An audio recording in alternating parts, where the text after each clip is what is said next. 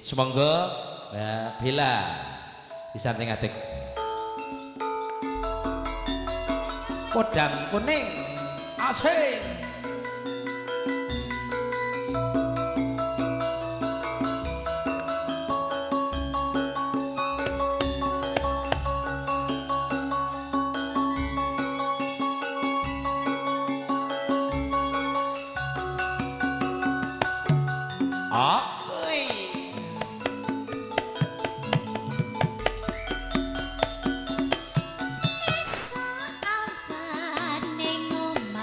Wis ora krasa keluyuran goleki sing tak sayang moben mitir anggonku goleki ora krasa esuk awan nganti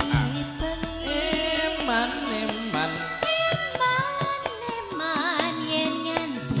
Leo kangaya kleyang tak sawang mensok ning ampang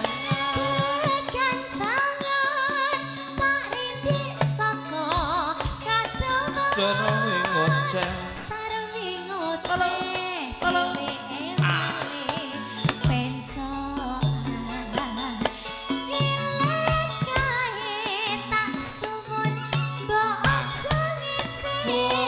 kuning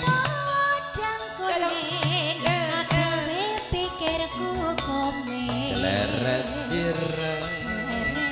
ireng tak sawang katon manis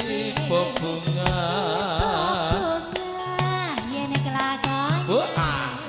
seliran ora bakal hatiku kekiwang liyan si podang andut tati keprana ora mendung hatiku sansaya ndatra tak seranani senepe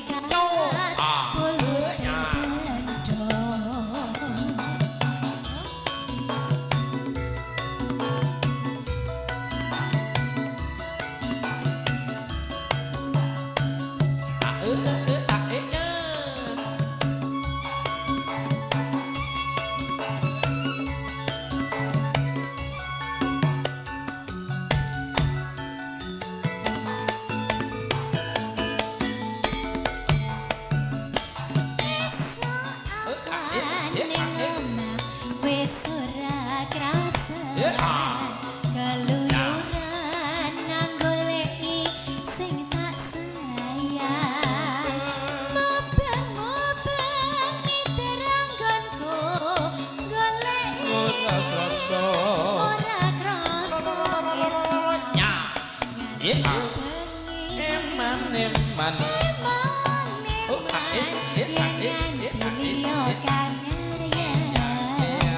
Kleyang tak sawang mensok ning kekancangan tak rindik saka katama sareng ngoceh yo wela gawe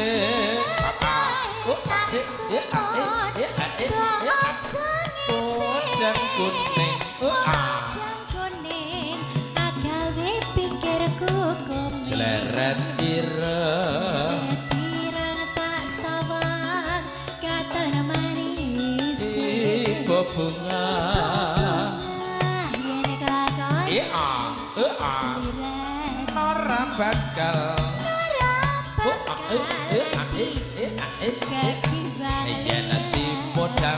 yen si podang andut tati keprana ora mendung hatiku sansaya ndatra seranani senepe kapuluting bendho